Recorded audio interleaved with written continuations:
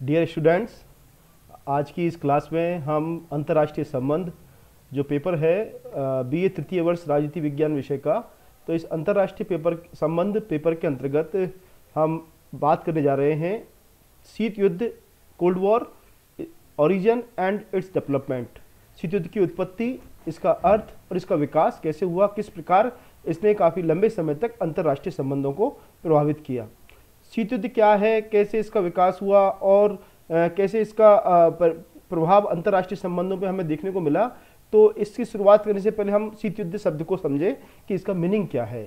द्वितीय विश्व युद्ध के बाद विश्व में अगर हम देखें तो एक बड़ा परिवर्तन ये आया कि विश्व में अब दो महाशक्तियां शेष रह गई। ये दो महाशक्तियां कौन कौन सी हैं? संयुक्त राज्य अमेरिका और दूसरी है सोवियत रूस। तो द्वितीय विश्व युद्ध के बाद विश्व की इन दो महाशक्तियों के आपसी संबंधों को हम इस शीत युद्ध शब्द के माध्यम से अभिव्यक्त करते हैं। द्वितीय विश्व युद्ध की समाप्ति के पश्चात सोवियत संघ अमेरिकी संबंधों में इन दोनों महाशक्तियों के पारस्परिक संबंधों में हमें तनाव दिखाई देता है, पारस्परिक कटुता दिखाई देती है और वैमनस्य दिखाई देता है। तो ये दोनों महाशक्तियां संयुक्त राज्य अमेरिका व सोवियत रूस दोनों एक दूसरे का विरोध कर रहे हैं, एक दूसरे की आलोचना भी कर रहे हैं और सभी जगह राजनीतिक प्रचार के माध्यम से एक दूसरे को नीचे दिखाने की कोशिश करने में लगे हुए हैं। वे एक दूसरे को कूटनीतिक, सामाजिक, सांस्कृतिक, राजनीतिक और संभव हो तो सैनिक मोर्चे पर भी पराजित करने में संलग्न हो गए हैं और समूचे विश्व में एक प्रकार का भय, अविश्वास और तनाव का वातावरण बन गया, जिससे लगने लगा कि विश्व में एक बार पुनः संघर्षपूर्ण स्थिति उत्पन्न हो सकती है और इसी नए युग को शीत युद्ध का नाम दिया गया। तो हम ये कह सकते हैं कि द्वितीय विश्व युद्ध के बाद विश्व की दो महाशक्तियों के पारस्परिक संबंध, जिनमें परस्पर तनाव, कटुता और वैमनस्य का जो भाव दिखाई देता है, उसको हम शीत युद्ध के नाम से संबोधित कर सकते हैं। शीत युद्ध द्वितीय महायुद्ध के उपरांत अंतर्राष्ट्रीय राजनीति का एक महत्वपूर्ण विकास है। यह दो विचारधाराएं कौन कौन सी विचारधारा? एक तो उदारवादी लोकतंत्र और दूसरी है सर्वाधिकारवादी साम्यवादी विचारधारा। ये उदारवादी लोकतंत्र जो विचारधारा है, यह हमें संयुक्त राज्य अमेरिका में देखने को मिली। इसका नेतृत्व संयुक्त राज्य अमेरिका ने किया और सर्वाधिकारवादी साम्यवादी विचारधारा जो है, इसका नेतृत्व संयुक्त सोवियत रूस के द्वारा किया गया। तो इन दोनों ही विचारधाराओं, इन दोनों ही कैंपों के बीच में सर्वोच्चता प्राप्त करने के, अब दो महाशक्तियां हैं तो दोनों एक दूसरे पर सर्वोच्चता प्राप्त करने चाहती हैं। तो सर्वोच्चता प्राप्त करने के लिए इनके बीच हमें परस्पर क्या देखने को मिलता है? परस्पर हमें एक संघर्ष की स्थिति देखने को मिलती है। और शीत युद्ध ने द्वितीय विश्व युद्ध से पूर्व की जो शक्ति संतुलन बना हुआ था, बैलेंस ऑफ पावर जो बना हुआ था कोल्ड वार, सेकेंड वार से पहले का, उस बैलेंस ऑफ पावर को, शक्ति संतुलन को पूरी तरह से बदल दिया। अब हमें द्वितीय विश्व युद्ध के बाद अंतर्राष्ट्रीय राजनीति में दो महाशक्तियों के बीच, जिनमें संयुक्त राज्य अमेरिका और सोवियत रूस में, हमें एक नए शक्ति संतुलन देखने को मिलता है और विश्व व्यवस्था हमें द्विध्रुवीय विश्व व्यवस्था, बायपोलर वर्ल्ड देखने को मिलता है। तो ये हमने शीत युद्ध का एक बैकग्राउंड देखा। अब हम शीत युद्ध शब्द का अर्थ समझें और इसकी परिभाषा देखें। तो शीत युद्ध की परिभाषा हम इस रूप में कर सकते हैं कि द्वितीय विश्व युद्ध के पश्चात सोवियत संघ और संयुक्त राज्य अमेरिका के बीच शत्रुतापूर्ण एवं तनावपूर्ण अंतर्राष्ट्रीय संबंध, जिसमें वे परस्पर वैचारिक मतभेद, राजनीतिक अविश्वास, कूटनीतिक जोड़तोड़ और सैनिक प्रतिस्पर्धा एवं मनोवैज्ञानिक युद्ध के माध्यम से अपने संबंधों का संचालन करते हैं, ऐसी स्थिति को क्या कहा जाता है? शीत युद्ध कहा जाता है। तो यहाँ शीत युद्ध में समझने की बात जो है कि यह दो महाशक्तियों के बीच संबंध है। कौन कौन सी? सोवियत संघ और संयुक्त राज्य अमेरिका। इसके अलावा इनमें, इन दो महाशक्तियों बीच में परस्पर वैचारिक मतभेद देखने को मिलता है। दूसरी बात, परस्पर अविश्वास देखने को मिल रहा है और ये प्रतिस्पर्धा देखने को मिल रही है और यह एक मनोवैज्ञानिक युद्ध है, अर्थात यह विचारों के माध्यम से, प्रचार प्रसार के माध्यम से लड़े जाने वाला एक युद्ध है और इसने विचारों अर्थात मस्तिष्क के माध्यम से यह युद्ध लड़ा गया, इसलिए इसे शीत युद्ध भी कहा जाता है। शीत युद्ध शब्द जो है अंतर्राष्ट्रीय संबंधों में, इस शब्द का सबसे पहले जो प्रयोग किया गया वो 1947 में बर्नार्ड एम बरूच, जो एक अमेरिकी राजनयिक है, उनके द्वारा इस शब्द, अमेरिकी फ्लोरिडा स्टेट की जो विधानसभा थी उसमें अपने भाषण में इस कोल्ड वार शब्द का प्रयोग किया गया। शीत युद्ध सोवियत संघ और संयुक्त राज्य अमेरिका के परस्पर संबंधों की वह स्थिति है जिसमें दोनों पक्ष शांतिपूर्ण राजनयिक संबंध रखते हुए, तो यहां हम देख रहे हैं कि दोनों पक्षों के बीच संबंध जो हैं वो संघर्ष के नहीं है, शस्त्रों से संघर्ष के नहीं है, अपितु संबंध कैसे हैं, शांतिपूर्ण, और एक दूसरे के राजनयिक संबंध भी बने हुए हैं। शांतिपूर्ण राजनयिक संबंध रखते हुए भी परस्पर एक दूसरे के प्रति कैसा भाव रख रहे हैं, शत्रु भाव रखे हुए हैं, और शस्त्र युद्ध के अलावा शस्त्र युद्ध के अतिरिक्त अन्य सभी उपायों से एक दूसरे को नीचे दिखाने की, एक दूसरे की स्थिति और शक्ति को निरंतर दुर्बल करने के लिए वो प्रयत्न कर रहे हैं।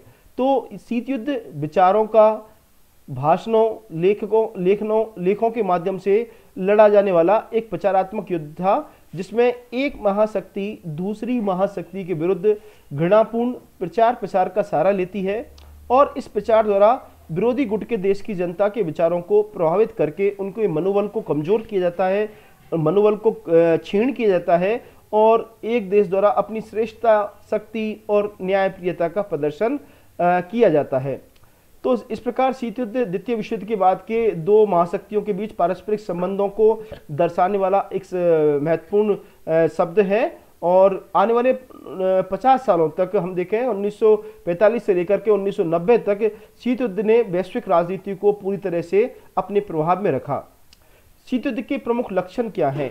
तो शीत युद्ध के दो प्रमुख लक्षणों की अगर हम बात करें तो हम देखें कि यह शीत युद्ध सिर्फ दो महाशक्तियों सोवियत संघ और संयुक्त राज्य अमेरिका का संघर्ष है।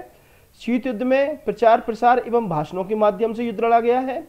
शीत युद्ध में दोनों महाशक्तियों द्वारा सैनिक संधियों एवं सैनिक संगठनों का, जैसे नाटो है, नॉर्थ अटलांटिक ट्रीटी ऑर्गेनाइजेशन, उत्तरी अटलांटिक संधि संगठन जो कि अमेरिकी नेतृत्व में एक सैनिक संगठन बनाया गया था, और भी वार्सा पैक्ट, यह सोवियत संघ के नेतृत्व में सैनिक संगठन बनाया गया। सीटो, सेंटो, ये भी साम्यवादी नेतृत्व में सैनिक संगठन बनाए गए क्षेत्रीय आधार पर। तो इस प्रकार शीत युद्ध में सैनिक संधियों एवं सैनिक संगठनों की स्थापना अपने प्रभाव क्षेत्र में वृद्धि के लिए की गई। इसे मस्तिष्क में युद्ध के विचारों को बढ़ावा देने वाला युद्ध भी कहा गया है, क्योंकि शीत युद्ध कोई वास्तविक युद्ध नहीं है। हमें यह ध्यान रखने की और समझने की बात है कि not a real war, but यह एक युद्ध जैसा वातावरण है, क्योंकि परस्पर अविश्वास बना रहता है, परस्पर शत्रुता का भाव बना रहता है। तो इस प्रकार यह युद्ध जैसा वातावरण है। शीत युद्ध की प्रकृति, शीत युद्ध में शामिल दोनों ही पक्ष आपस में शांतिकालीन कूटनीतिक संबंध बनाए रखते हुए भी शत्रु भाव रखते हैं, और शस्त्र युद्ध के अलावा अन्य सभी उपायों से एक दूसरों को कमजोर बनाने की कोशिश करते हैं। दोनों ही पक्ष अपने प्रभाव क्षेत्र में विस्तार के लिए अपनी सैद्धांतिक विचारधाराओं से तात्पर्य है, जैसे अमेरिका द्वारा पूंजीवादी उदारवादी विचारधारा को बढ़ावा दिया गया, और सोवियत रूस द्वारा साम्यवादी विचारधारा के प्रचार प्रसार के लिए प्रयास किए गए। तो अपनी सैद्धांतिक विचारधाराओं और अपने प्रभाव क्षेत्र में वृद्धि के लिए दूसरे देशों को आर्थिक सहायता देना, प्रचार के अस्त्र को काम में लेना, जासूसी, सैनिक हस्तक्षेप, शस्त्रीकरण, सैनिक गुटबंदी और प्रादेशिक संगठनों का निर्माण आदि साधन इस शीत युद्ध में काम में लिए जाते हैं।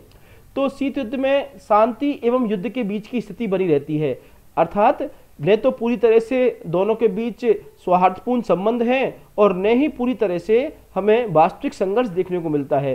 तो यहाँ हम देख रहे हैं कि शीत युद्ध शांति और युद्ध से एक अलग स्थिति है, जिसमें दो महाशक्तियां अपने आप को परस्पर विरोध के रूप में उलझा हुआ पाती हैं। तो यह एक वास्तविक युद्ध नहीं होता, अपितु युद्ध जैसी स्थिति होती है।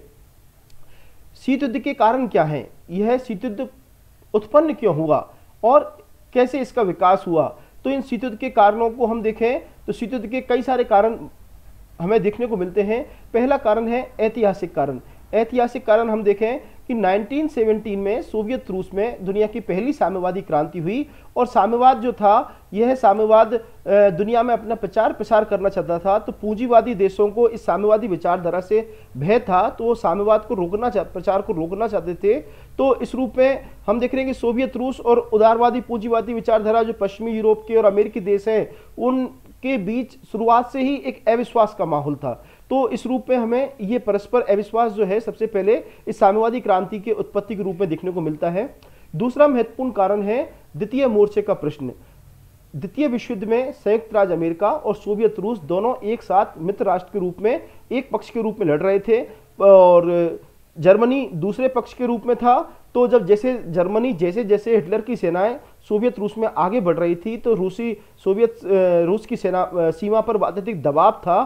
तो सोवियत रूस के राष्ट्रपति स्टालिन ने पश्चिमी देशों से आग्रह किया कि यूरोप महाद्वीप में एक मोर्चा हिटलर के विरुद्ध, जर्मनी के विरुद्ध और खोल दिया जाए, जिससे सोवियत रूस पर दबाव कम हो सके। तो अमेरिकी राष्ट्रपति, ब्रिटेन के प्रधानमंत्री चर्चिल और रूजवेल्ट ने सोवियत रूस के इस अनुरोध को काफी लंबे समय तक टाले रखा, कई लंबे समय तक नहीं माना। तो इस व्यवस्था ने भी सोवियत रूस के मन में एक संदेह पैदा किया। इसके अलावा हम देखें कि तीसरा बड़ा कारण शीत युद्ध की उत्पत्ति के लिए जो उत्तरदायी माना जाता है कि युद्ध के पश्चात उद्देश्यों में अंतर। युद्ध की समाप्ति के समय दोनों पक्षों के बीच में कई शांति समझौते हुए और पोस्टडैम समझौता जो हुआ उसमें यह माना गया कि यूरोप के देशों में युद्ध के पश्चात लोकप्रिय सरकारें स्थापित कर दी जाएंगी और उनको काम करने दिया जाएगा। पर हम देखें कि सोवियत रूस ने पूर्वी यूरोप के देशों में प्रजातांत्रिक चुनी हुई सरकारों के स्थान पर अपने समर्थक साम्यवादी सरकारों की स्थापना करने में बड़ी सहायता दी। और चाहे पोलैंड की बात करें या युगोस्लाविया की बात करें तो इन देशों में धीरे धीरे साम्यवादी सरकारें स्थापित होने लगी। तो इस प्रकार से जो गतिविधियां संचालित हुई, यह गतिविधियां दोनों महाशक्तियों के बीच एक परस्पर अविश्वास को पैदा कर रही हैं। सोवियत संघ द्वारा याल्टे समझौते की अवहेलना। याल्टा एक सोवियत रूस में एक शहर का नाम है।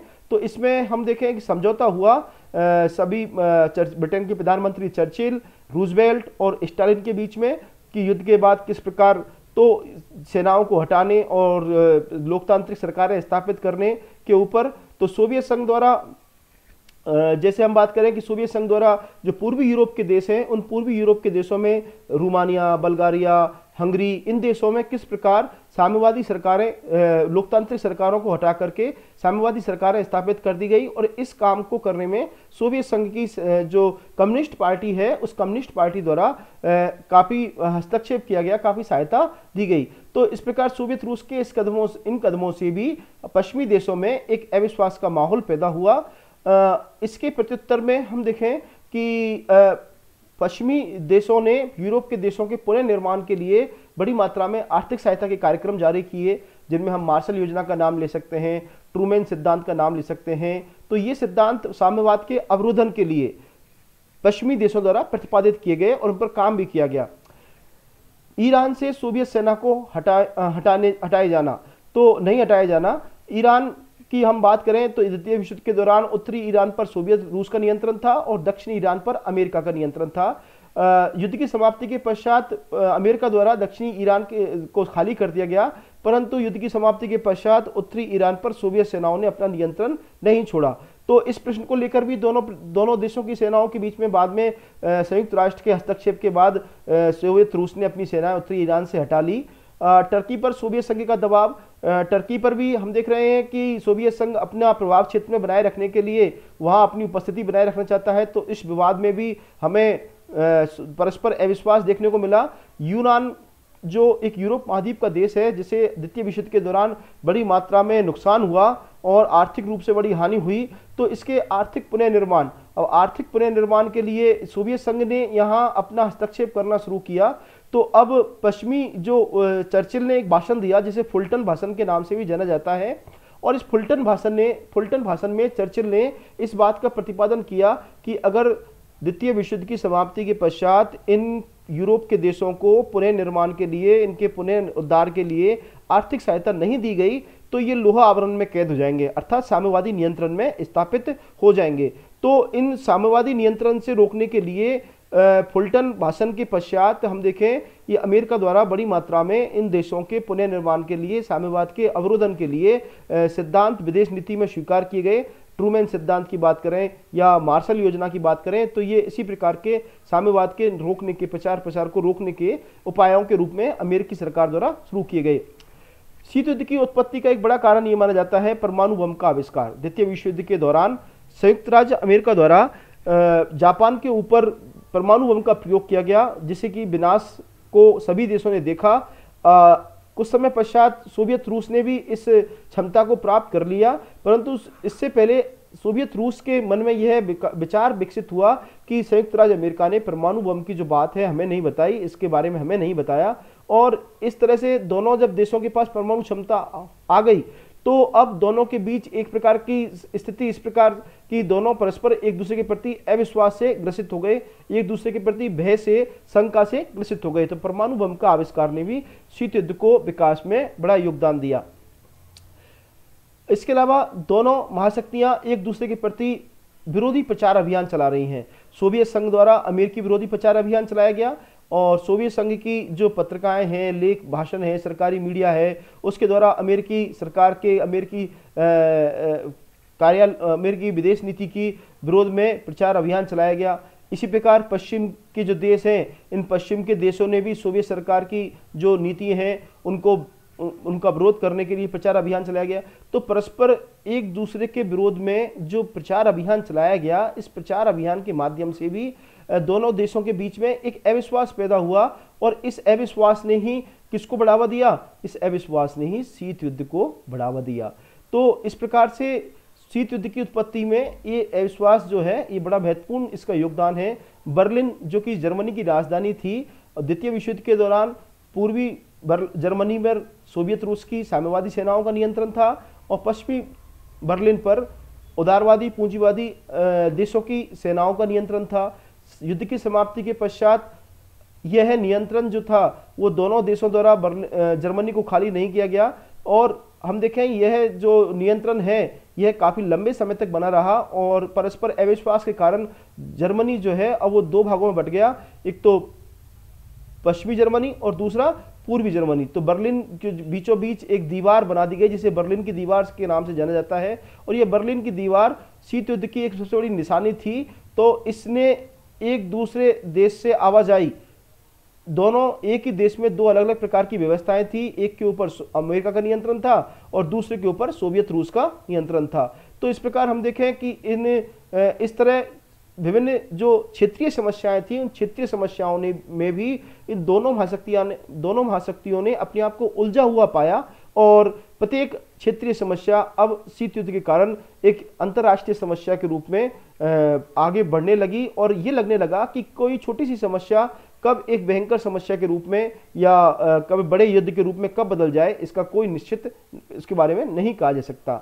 शीत युद्ध की वृद्धि में, विकास में एक बड़ा योगदान कि सोवियत संघ द्वारा वीटो का बार बार प्रयोग किया गया। संयुक्त राष्ट्र संघ एवं संयुक्त राष्ट्र की सुरक्षा परिषद, जिसकी जिम्मेदारी थी कि वह अंतर्राष्ट्रीय शांति और सुरक्षा की स्थापना के लिए तुरंत निर्णय लेगी, उसको रोकने के लिए प्रयास करेगी, परंतु जब सोवियत रूस ने संयुक्त राष्ट्र सुरक्षा परिषद में पश्चिमी देशों के प्रत्येक प्रस्ताव को रोकने के उद्देश्य से अपने वीटो पावर का प्रयोग करना शुरू किया, और वीटो पावर के प्रयोग करने से हम देखें कि सुरक्षा परिषद बड़ी अनिर्णय की स्थिति में आ गई, अर्थात किसी विषय पर कोई निर्णय नहीं लिया जा पा रहा है, क्योंकि यूएसएसआर अर्थात सोवियत संघ द्वारा बार बार किसका प्रयोग किया जा रहा है? वीटो का प्रयोग किया जा रहा है, और वीटो के प्रयोग करने से किसी भी डिसीजन की स्थिति नहीं बन पा रही है। तो सुरक्षा परिषद को, संयुक्त राष्ट्र की जो सुरक्षा परिषद है, उसको एक प्रकार से लकवा लग गया।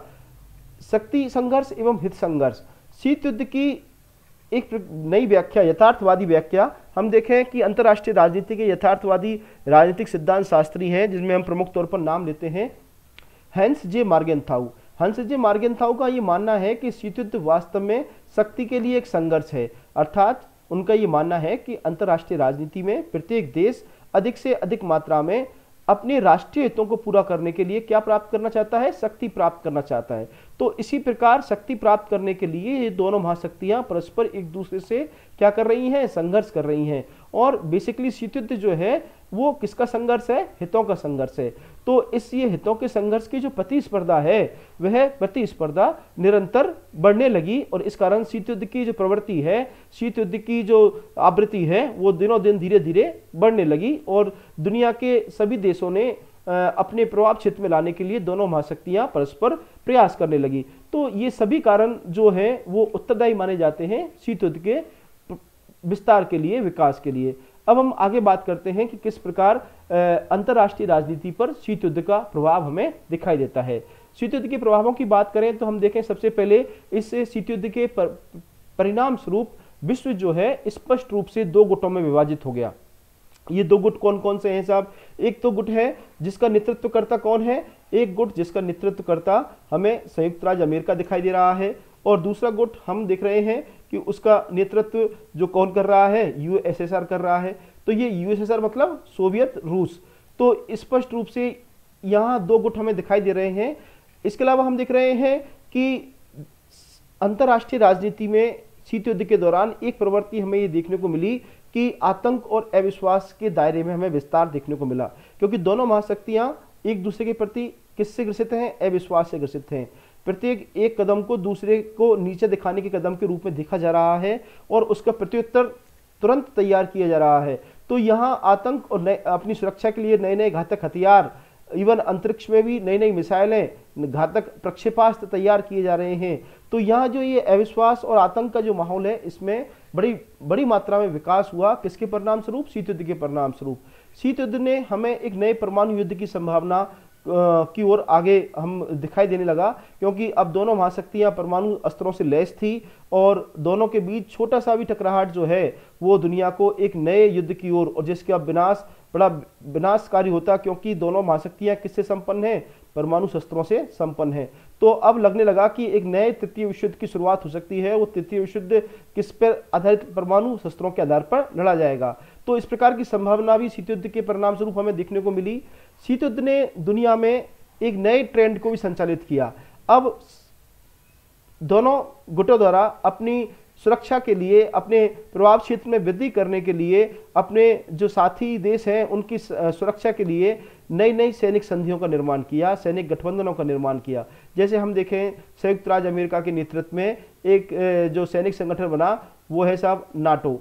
1949 में यूरोप महाद्वीप के देशों, पूंजीवादी जो देश हैं, उनके साथ लेकर के नाटो संगठन जो बनाया गया, और NATO North Atlantic treaty organisation, और इसका नेतृत्व संयुक्त राज्य अमेरिका के हाथों में था। इसी के प्रत्युत्तर में, इसके जवाब में सोवियत रूस द्वारा भी एक सैनिक संगठन का निर्माण किया गया, वार्सा पैक्ट 1953 में। इसके अलावा संयुक्त सोवियत रूस द्वारा क्षेत्रीय आधार पर भी दक्षिण एशिया के देशों के लिए सेंटो बनाया गया, पश्चिम एशिया के देशों के लिए सीटो नामक सैनिक संगठन बनाया गया। तो ये सैनिक संगठनों के निर्माण की जो प्रतिस्पर्धा है, यह किसका प्रभाव है, किसका परिणाम है? शीत युद्ध का परिणाम है। सस्तीकरण की प्रतिस्पर्धा, जिसकी मैंने अभी बात की थी कि दोनों ही देश एक दूसरे से ज्यादा घातक, एक दूसरे से ज्यादा शक्तिशाली, जिनकी मारक क्षमता ज्यादा हो, ऐसी मिसाइलें, प्रक्षेपास्त्र विकसित करने पर अत्यधिक ध्यान देने लगे, और इसमें एक नई प्रतिस्पर्धा शुरू हो गई, हथियारों की एक नई दौड़ शुरू हो गई। और छोटे देश जो हैं, जो क्षेत्रीय स्तर पर आपस में किसी संघर्ष में उलझे हुए हैं, तो उन्होंने भी नए नए शस्त्र प्राप्त करने के लिए इन महाशक्तियों की ओर देखना शुरू किया। तो शस्त्रीकरण बड़े तेजी के साथ शीत युद्ध का एक बड़ा परिणाम हमें देखने को मिलता है।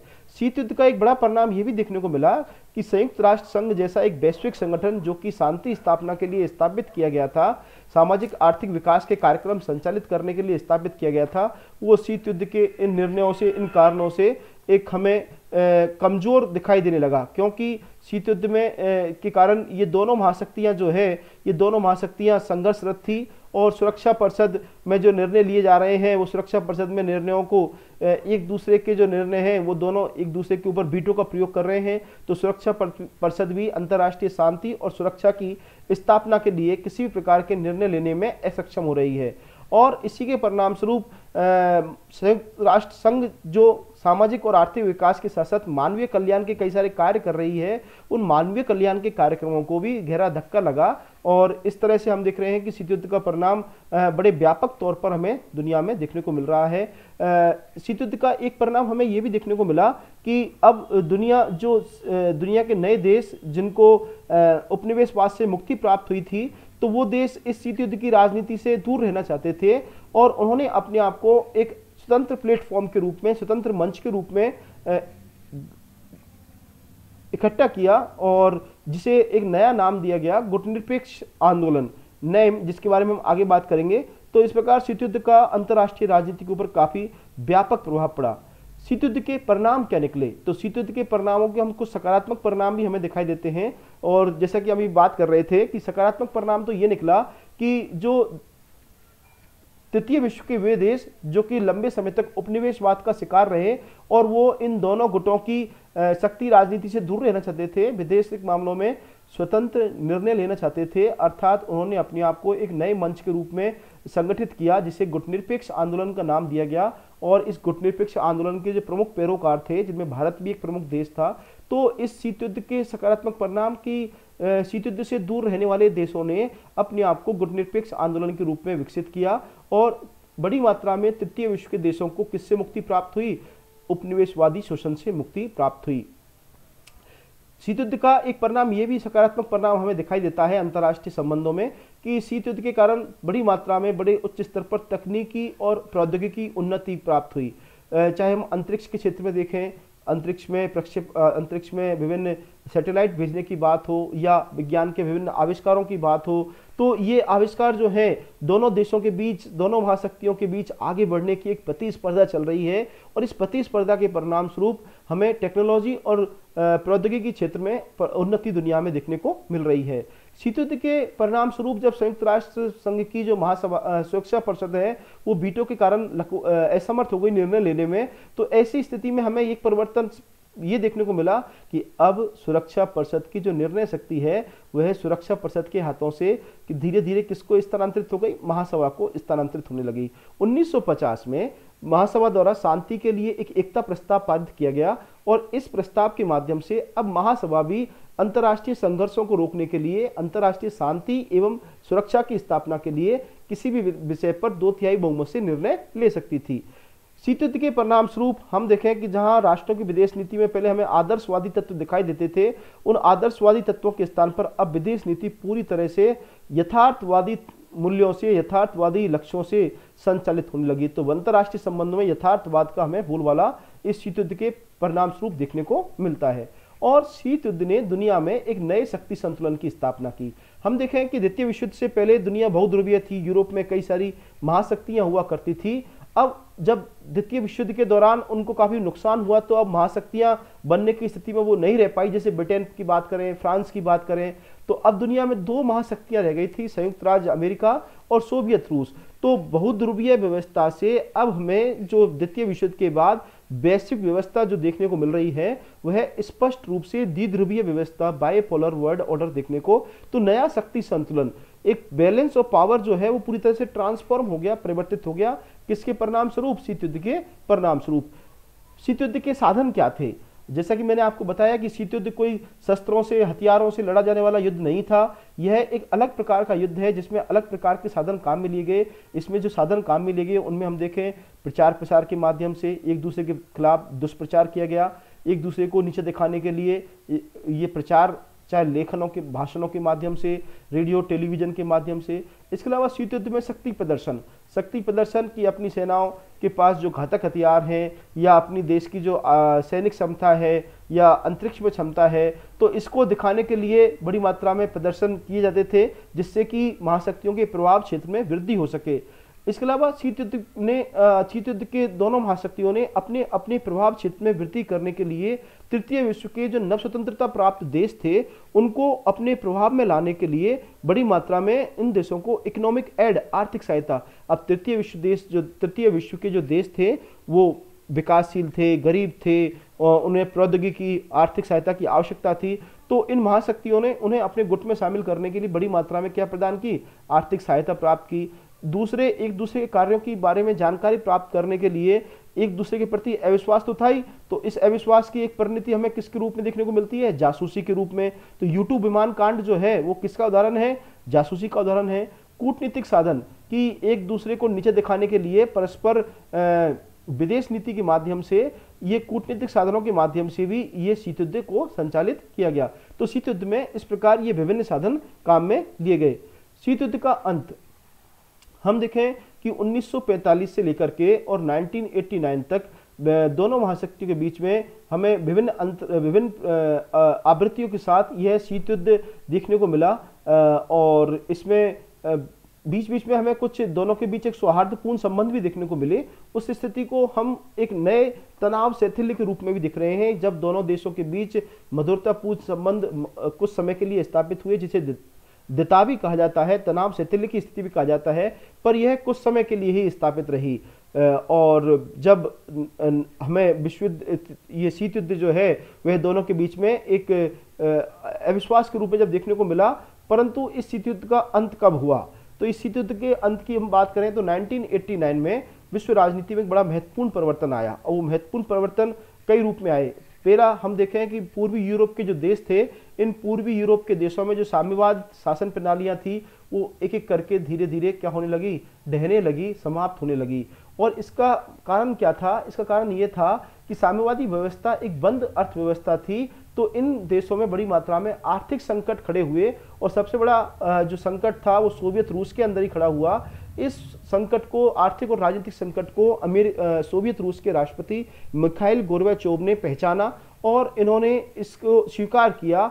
और हम देखें कि रूस के विस्तार, पुनर्निर्माण के लिए, रूस के पुनर्गठन के लिए एक नए 2 नीतियां की घोषणा की, जिसे हम देख रहे हैं ग्लासनोस्त और पेरोस्ट्राइका के रूप में। तो जो साम्यवाद का जो पतन हुआ, साम्यवाद का पतन, कि शीत युद्ध के पतन का सबसे बड़ा कारण है सोवियत संघ में जो आर्थिक और राजनीतिक संकट था। और इस आर्थिक और राजनीतिक संकट को किसने पहुंचाना? सोवियत राष्ट्रपति मिखाइल गोर्बाचोव ने। तो अब सोवियत संघ अमेरिका से प्रतिस्पर्धा करने की स्थिति में नहीं था, और यथार्थवादी मूल्यांकन करते हुए गोर्बाचोव ने सोवियत रूस के समाज में जो बंद समाज था उसमें खुलापन लाने के लिए और अर्थव्यवस्था का पुनर्निर्माण करने के लिए ये 2 कार्यक्रम शुरू किए। तो इन 2 कार्यक्रमों से हम देख रहे हैं कि अब दुनिया में सोवियत रूस जो है वो अमेरिकी प्रतिस्पर्धा के जवाब नहीं दे सकता। तो उसने अपने आप को इन शीत युद्ध के साधनों से, अपने आप को शीत युद्ध के उलझनों से अपने आप को दूर करना शुरू कर दिया। इसके अलावा हम देखें 1990 में बर्लिन की दीवार, जो शीत युद्ध का सबसे बड़ा प्रतीक चिन्ह थी, वह बर्लिन की दीवार की जर्मनी के लोगों ने, जिस जर्मनी के नागरिकों को 2 भागों में बांट दिया था, उस जर्मनी के लोगों ने इस बर्लिन की दीवार को तोड़ दिया। और बर्लिन की दीवार टूटने से शीत युद्ध की सबसे बड़ी जो निशानी थी, सबसे बड़ा जो प्रतीक था, वो प्रतीक समाप्त हो गया जर्मनी का, जिसके परिणाम स्वरूप जर्मनी का एकीकरण हो गया। और अब सोवियत रूस जो था वो दूसरे देशों की सुरक्षा की गारंटी लेने की स्थिति में नहीं था, तो उसने वार्सा पैक्ट की समाप्ति की घोषणा कर दी। वार्सा पैक्ट की घोषणा की समाप्ति से भी हम देख रहे हैं कि शीत युद्ध समाप्त हमें दिखाई दे रहा है, और अब दोनों महाशक्तियों के बीच में हमें मधुर संबंध देखने को मिल रहे हैं। हम देखें 1990 में खाड़ी संकट जो आया, तो उस खाड़ी संकट में सोवियत रूस और अमेरिका ने, अमेरिका के नेतृत्व में इस खाड़ी संकट को रोकने के लिए इराक के विरुद्ध जो युद्ध लड़ा गया, उसमें दोनों ने साथ मिलकर के युद्ध लड़ा।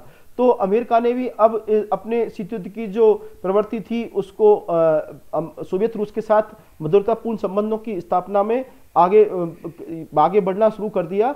तो इस प्रकार हम देख रहे हैं कि सोवियत संघ की जो स्थिति का अगर हम यथार्थपरक मूल्यांकन करते हैं तो हम पाते हैं कि शीत युद्ध की राजनीति का परित्याग करना उसके लिए हितकारी था। तो उसने 1990 के दशक में पूरी तरह से, और सोवियत संघ का विघटन हो गया। सबसे बड़ी घटना जो हमें दिखाई 26 दिसंबर 1990 को 91 में सोवियत रूस का विघटन हो गया।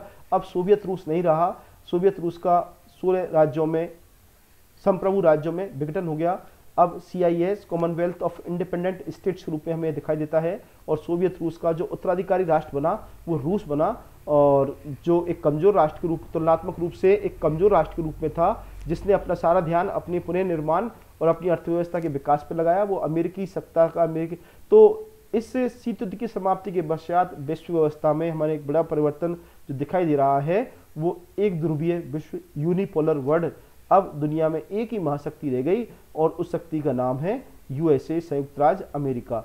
तो इस प्रकार शीत युद्ध यहाँ हमें समाप्त होता हुआ दिखाई दे रहा है। जो सीधे 2 महाशक्तियों के बीच की संबंध थे, वो अब संबंध